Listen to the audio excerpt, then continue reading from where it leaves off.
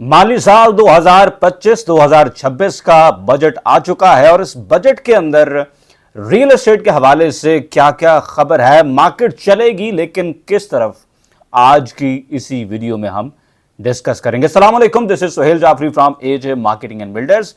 AJ marketing and builders Rawalpindi Islamabad के मुख्तलिफ sectors और खास तौर पर फैसल टाउन प्राइवेट लिमिटेड के जितने भी प्रोजेक्ट्स हैं, यानी Faisal Town phase 1, Faisal Margalla City और फैसल हिल्स में बाकायदा तौर पर कंस्ट्रक्शन सर्विसेज दे रहे हैं। अगर आप भी अपना घर बनवाना चाहें तो हमारे दिए गए नंबर्स पर जरूर राब्ता करें। जनाब, बजट आ चुका, चीजें डिक्लेयर हो चुकी हैं और कुछ बड़े क्लियर और विजिबल फर्क हैं।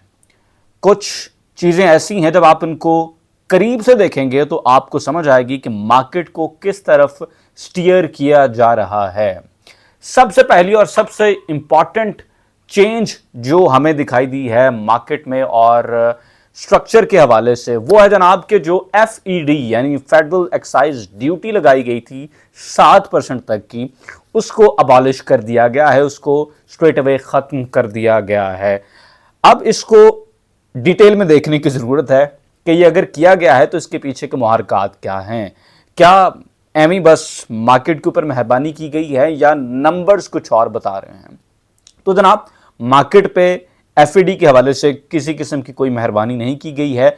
सबसे पहले तो FED जिस दिन से लगा है उस दिन से इसको चैलेंज किया जा रहा था कि फेडरल इदारा जो है, प्रॉपर्टी जो कि सूबों के तहत आती है, उस पे किसी किस्म की ड्यूटी को किस तरह से कलेक्ट कर सकता है। तो ये एक बहुत बड़ा लीगल इशू था। लेकिन जिस तरह से मामला चल रहे हैं, उन मामलात को चलते हुए देखकर ये चीज़ तो समझ आती है कि लीगल इशू भी शायद कोई ज़्यादा बड़ी चीज़ नहीं थी। किसी भी किस्म की जो लेजिस्लेशन है, आई थिंक वो इन द हाउस भी करवाई जा सकती थी और उसके साथ साथ कोई ऑर्डिनेंस भी पास करवाया जा सकता था।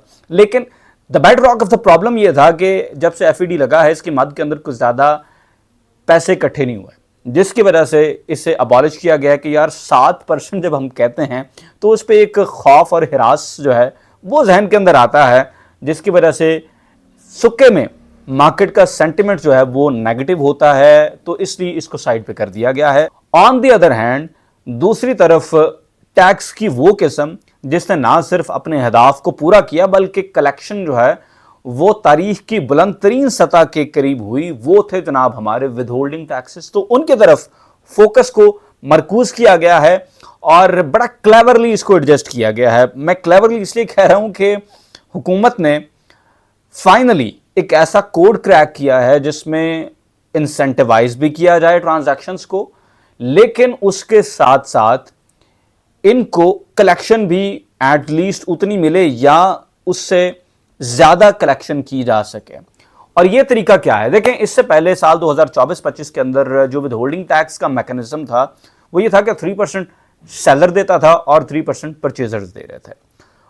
टोटल अगर हम देखते थे तो ये 6% कलेक्शन होती थी और ये कलेक्शन काफी हुई। बाय द वे, बहुत से लोग जिन्होंने ये रट लगाई हुई थी कि प्रॉपर्टी के हवाले से बहुत बुरा साल रहा, बहुत बुरा साल रहा, अगर वो लोग विदहोल्डिंग टैक्स की कलेक्शंस को देखें जिसमें हमने अपने टारगेट्स को ना सिर्फ अचीव किया बल्कि सरपास किया, तो ये कैसे हुआ? क्योंकि ट्रांजैक्शंस हो रही थी और स्पेशली जो साल 2024-2025 का जो दूसरा था उसके अंदर बड़ी जबरदस्त कलेक्शन हुई, जिसका मतलब है कि ट्रांजैक्शंस बहुत तेज हुई और मार्केट में एक पॉजिटिविटी थी। उसके पीछे के क्या मुहरकात हैं वो इसी वीडियो में हम देखेंगे। लेकिन जो फिल वक्त देखने की बात है वो ये है कि विदहोल्डिंग टैक्स में अच्छी खासी कलेक्शन देखने को मिली। ट्रांजैक्शंस काफ़ी ज़्यादा हुई एज़ कंपेयर टू पिछले जो 2 साल थे, अगर हम उसके साथ कंपेयर करें तो बड़ी ज़बरदस्त नंबर ऑफ ट्रांजैक्शंस हुई, इसी वजह से अच्छी खासी कलेक्शन हुई थी। अब जनाब, बड़ा ट्रिकी अंदाज के साथ इस पूरी चीज़ को मैनेज किया गया है और इसी में हमें पहली डायरेक्शन मिलती है कि मार्केट आगे किस तरफ जाएगी। वो ये है कि जनाब, इस वक्त अगर आप नई प्रॉपर्टी परचेज करेंगे तो परचेजर को विदहोल्डिंग टैक्स में कमी कर दी गई है।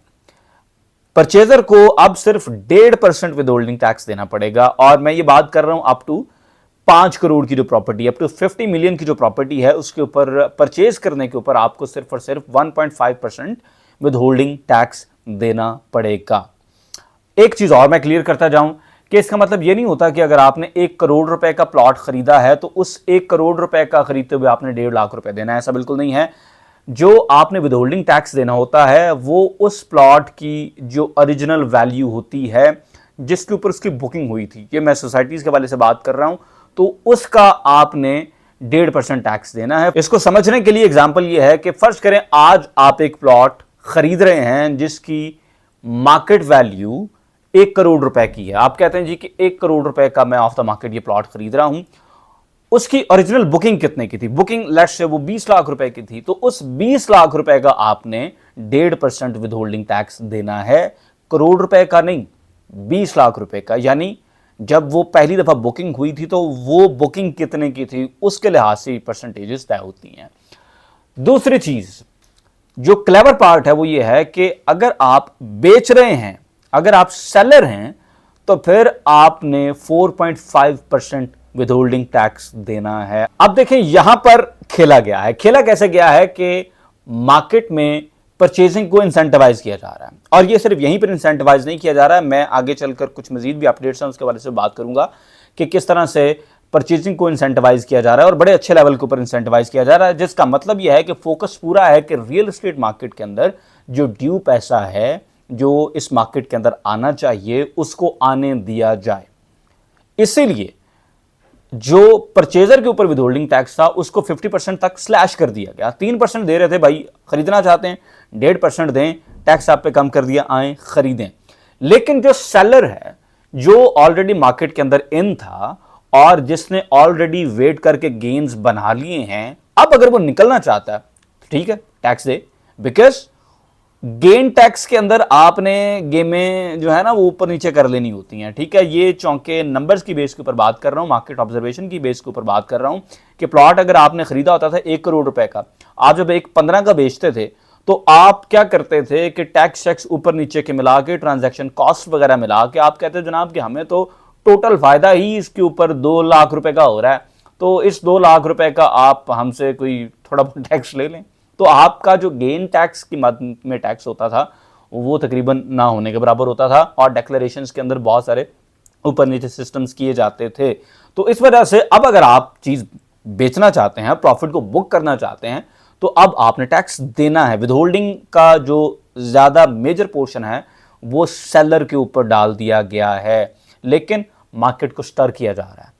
मार्केट में क्लियर सिग्नल दिए जा रहे हैं कि अगर आप परचेजिंग करना चाहते हैं, market is open for you, तो यहां पर हम आपको हॉन्ट नहीं करेंगे बल्कि आपको इंसेंटिवाइज करेंगे, आप परचेजिंग करें।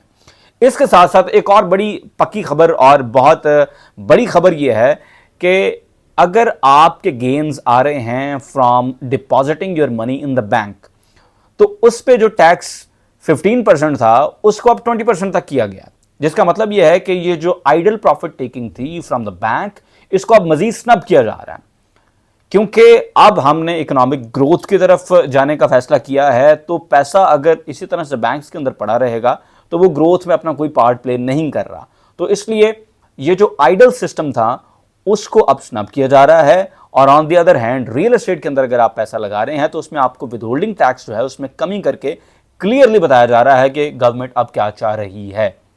इसके बाद एक और बड़ा इनकलाबी स्टेप जिसे मैं समझता हूं और ये बड़ी राइट डायरेक्शन के अंदर भी है, वो ये है कि जनाब आपकी जो फाइलों की ट्रेडिंग का सिस्टम बना हुआ था, जिसकी वजह से आपकी रियल एस्टेट मार्केट आज भी दुनिया से 100 साल पीछे बैठी हुई है, ना इसके अंदर किसी किस्म की इनोवेशन आ रही है, ना किसी किस्म की कोई मैच्योरिटी आ रही है, ना ये कोई प्रॉपर मार्केट बन पा रही है, और उसकी वजह आपकी ट्रेडिंग है। ट्रेडिंग को भी स्नब किया जा रहा है। ये जो आप पे 4.5% विदहोल्डिंग लगाया जा रहा है, इसका साफ मतलब यह है कि ये जो सुक्का प्रॉफिट टेकिंग था फ्रॉम फाइल्स, भाई ये नहीं होगा, ये नहीं चलेगा। इस तरफ मार्केट को हमने नहीं धकेलना, बल्कि मार्केट को हमने लेकर जाना है वैल्यू एडिशन की तरफ, और मार्केट को हमने लेकर जाना है जो एक्चुअल रियल एस्टेट का एंड गोल होना चाहिए, वो है जनाब आपकी हाउसिंग। इसकी तरफ मार्केट को लेकर जाया जा रहा है, जिसमें आपके ये जो ट्रेड है इसको स्नब किया जा रहा है। इसको डिस्करेज किया जा रहा है। और जो सबसे बड़ी अपडेट है अब के बार बजट साल 2025-26 की, वो ये है कि अगर आप 10 मरला तक का घर लेंगे या आप 2000 स्क्वायर फीट तक का अपार्टमेंट लेंगे तो उस पर आपको टैक्स क्रेडिट मिलेंगे। यानी कि आपके जो ओवरऑल टैक्सेस हैं उसके अंदर कमी की जाएगी। यानी अगर आप हैवी टैक्सेस से डर रहे हैं, पैसा आपके पास है, तो फिर अब आपने क्या करना है? अब आपने करना यह है कि आप मकान खरीदें। यानी 10 मरला तक का जो मकान है, इसे छोटा मकान समझा जाता है, तो आप छोटे मकान के अंदर इन्वेस्ट करें।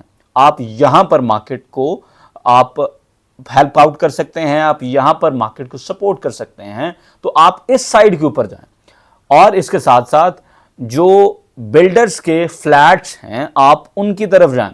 2000 स्क्वायर फीट तक का जो अपार्टमेंट है कि 3 बेड तक भी अपार्टमेंट बन जाते हैं। कुछ लोग जो लग्जरी अपार्टमेंट्स बनाते हैं वो 2000 स्क्वायर फीट तक के अपार्टमेंट को 2 बेड तक ही रहने देते हैं। लेकिन गिवन कि अब आप कहां पर ये फ्लैट खरीद रहे हैं और किस तरह का फ्लैट है, तो ये 2 to 3 बेड अपार्टमेंट हो सकता है। यानी कि अप टू 3 बेड अपार्टमेंट भी अगर आप खरीदते हैं तो गवर्नमेंट आपको टैक्स में इंसेंटिव देगी, आपको टैक्स क्रेडिट देगी, जिसका एक्चुअल मतलब ये है कि हाउसिंग की तरफ प्रॉपर फोकस किया जा चुका है। लोग एमनेस्टी की बात करते हैं। भाई, इससे बड़ी रियल एस्टेट और कंस्ट्रक्शन के लिए एमनेस्टी क्या हो सकती है कि गवर्नमेंट आपको डायरेक्ट टैक्स क्रेडिट दे रही है अगर आप 10 मरला तक का घर खरीदते हैं या 2000 स्क्वायर फीट तक का आप अपार्टमेंट खरीद रहे हैं। तो एमनेस्टियां भी जब आई थी तो उन एमनेस्टियों में भी और क्या था? यही बात थी ना कि आप कंस्ट्रक्शन सेक्टर में पैसा लगाएं, आपसे नहीं पूछा जाएगा कि ये पैसा कहां से आया। तो अब भी अगर आपके पास पैसे हैं तो आपको टैक्स नेट के अंदर लाने के लिए टैक्स क्रेडिट मिल रहे हैं। It is a way of amnesty, लेकिन ये लीगल है। इससे किसी तरह का आप FATF की ग्रे लिस्ट के अंदर नहीं जाएंगे, ठीक है? तो ये राइट वे है, this is the way it should be done. और मैं बहुत ज्यादा इस बजट में ये जो चेंजेस हैं इनको सपोर्ट भी कर रहा हूं। उसकी वजह यह है कि हम मार्केट में मैच्योरिटी की तरफ जा रहे हैं। I love this real estate sector, I love this construction sector, और इसी वजह से मैं इस सेक्टर को मुकम्मल तौर पे मैच्योर होता हुआ देखना चाहता हूं। I am not in here to make some quick bucks, और मैं टोटली डिस्करेज करता हूं उन लोगों को जो कि इसमें इन्वेस्ट या इस फील्ड के अंदर काम कर रहे हैं just to make some quick bucks. ये बहुत बड़ी मार्केट है, इसका बहुत बड़ा पोटेंशियल है, और ये पोटेंशियल रियलाइज तब होगा अगर हम इसको प्रॉपर एक मैच्योर मार्केट बनने देंगे। तो अभी तक ये जितनी चीजें की जा रही हैं ये बहुत पॉजिटिव हैं, और इस सब चीजों से हटकर मैं अब इससे एक मेटा लेवल की बात कर रहा हूं, और वो ये है कि ये जितने इंसेंटिव और ये जितनी डायरेक्शन और जिस तरह से स्टीयर किया जा रहा है रियल एस्टेट मार्केट को, इतना ही मोर देन इनफ है। क्योंकि इससे पहले हमने देखा कि साल 2024-2025 का जो लेटर हाफ था, यानी कि जनवरी 2025 से लेकर जून 2025 से पहले तक मार्केट इन इटसेल्फ चल रही थी और बहुत अच्छा चल रही थी। मार्केट बड़ा अच्छा रिकवर भी कर रही है, मार्केट में आपको एप्रिसिएशन भी दिख रही है, और मार्केट में आपको कंस्ट्रक्शन भी बड़ी तेजी के साथ दिख रही है। इसकी मिसाल मैं आपको दूंगा। ऑफ कोर्स हमारा इस्लामाबाद के अंदर जो प्रोजेक्ट है फैसल हिल्स, हमने देखा है कि दिसंबर 2024 में जो 5 मरला के प्लॉट 50 लाख रुपए की रेंज में थे, जून तक वो 62-63 लाख रुपए के आसपास थे, 60 लाख रुपए के प्लस के अंदर थे, और उसके साथ साथ प्लॉट भी नहीं मिल रहे। यानी खरीदार आता है तो उससे प्लॉट भी नहीं मिलते। रीजन उसकी यह है कि बहुत कंस्ट्रक्शन हो रही है। इस वक्त मैं बात करूं तो 115 घर जो कि नए घर हैं वो सिर्फ और सिर्फ फैसल हिल्स के A ब्लॉक के अंदर ही शुरू हैं। अभी मैं प्राइम ब्लॉक के अंदर वो कंस्ट्रक्शन जो कि हो चुकी है या हो रही है उसकी बात नहीं कर रहा हूँ, B ब्लॉक C ब्लॉक की मैं बात नहीं कर रहा हूँ, सिर्फ और सिर्फ A ब्लॉक की मैं बात कर रहा हूँ। तो यहाँ पर 5 मरला से लेकर 2 कनाल तक के घर, 115 नए घर शुरू हो चुके हैं, और एक वीडियो में मैंने आपको सारे उन घरों की वीडियो सबूत भी दिए हुए हैं। तो मार्केट ऑलरेडी बहुत अच्छा चल रही थी, और जो अच्छे प्रोजेक्ट्स हैं, जो प्रैक्टिकल लोकेशंस के ऊपर हैं, जो अच्छे प्रोजेक्ट्स हैं और उनके डेवलपर ज़बरदस्त हैं जैसे कि चौधरी अब्दुल मजीद साहब, तो ये प्रोजेक्ट्स ऑलरेडी बड़े अच्छे अंदाज के साथ नेचुरल पेस के ऊपर बड़े अच्छी अप्रिसिएशन की तरफ जा रहे हैं। तो यहाँ पर किसी भी किस्म की ऐसी कोई टैक्स ब्रेक, ऐसी कोई एमनेस्टी स्कीम जो कि अन्यवाह उन तमाम लोगों को इस मार्केट के तरफ ले आती जो कि सीरियस नहीं हैं, जिन्होंने कभी रियल एस्टेट में ना इन्वेस्ट किया है, ना उनको पता है कि रियल एस्टेट किस तरह की मार्केट है, वो बस अन्यवाह यहाँ पर पैसा ले आते और फिर उसी तरह से फेक हाउसिंग सोसाइटीज़ की फाइल्स में पैसा जाता, दफन हो जाता और एक मरतबा फिर से लोग अपनी सेविंग से हाथ धो बैठते। भाई मैं तो उस तरह के मार्केट के बिल्कुल हक के अंदर नहीं हूँ, और यही वजह है कि जिस तरह से इस वक्त मार्केट को स्टीयर किया जा रहा है ये बहुत अच्छी डायरेक्शन है। मुझे पता है कि बहुत से लोग आएंगे कमेंट सेक्शन के अंदर जो कहेंगे कि नहीं जनाब ये नहीं है, वो नहीं है, एमनेस्टी चाहिए, ये होना चाहिए, वो होना चाहिए। और उन लोगों से मैं यही कहूँगा कि भाई बिजनेस को समझें, इंडस्ट्री को समझें और इस बात को समझें कि ये जो रियल एस्टेट की और हाउसिंग की इंडस्ट्री है इसको ड्राइव कौन कौन सी फोर्सेस करती हैं और इसमें आपकी एंड प्रोडक्ट क्या है। इन सारी चीज़ों को जब आप समझेंगे तो फिर समझने के बाद आपको समझ आएगी कि ये जो पेस है रियल एस्टेट में इस वक्त जो रिकवरी भी हो रही है और जो अप्रिसिएशन भी हो रही है और जिस तरह से इसको स्टीयर किया जा रहा है, this is the right direction for everyone. हम जैसे लोग जो कि रियल एस्टेट एजेंट्स हैं, जो मार्केटिंग कर रहे हैं, हम जैसे लोग जो कि रियल एस्टेट में कंस्ट्रक्शन का काम भी करते हैं, जो कि बिल्डर्स हैं, और इसी तरह से हमारे जो सीनियर्स हैं, जो बड़े बिल्डर्स हैं, जो कि हाई राइज पे काम कर रहे हैं, कमर्शियल्स पे काम कर रहे हैं या बड़े स्केल की कंस्ट्रक्शंस कर रहे हैं या हाउसिंग स्कीम्स बना रहे हैं जिस तरह के चौधरी अब्दुल मजीद साहब हैं, ये हम सब लोग जानते हैं कि ये वो चीज़ें हैं जो मार्केट को चाहिए और हम मुतमईन हैं अल्हम्दुलिल्लाह कि रियल एस्टेट की मार्केट बिल्कुल राइट डायरेक्शन की तरफ जा रही है। तो इस वक्त होल्ड टाइट, इन्वेस्ट करें, अच्छे लोगों को सुने, अच्छे लोगों की बात सुने और अच्छे लोगों से मशवरा करके अच्छी इन्वेस्टमेंट करें। The best time to invest in real estate was 20 years ago and the next good time is right now. तो जनाब आज की वीडियो सिर्फ इतना ही, इंशाल्लाह आपको मिलेंगे अगली वीडियो में। अपना बहुत सा ख्याल रखें। अल्लाह हाफ़िज़।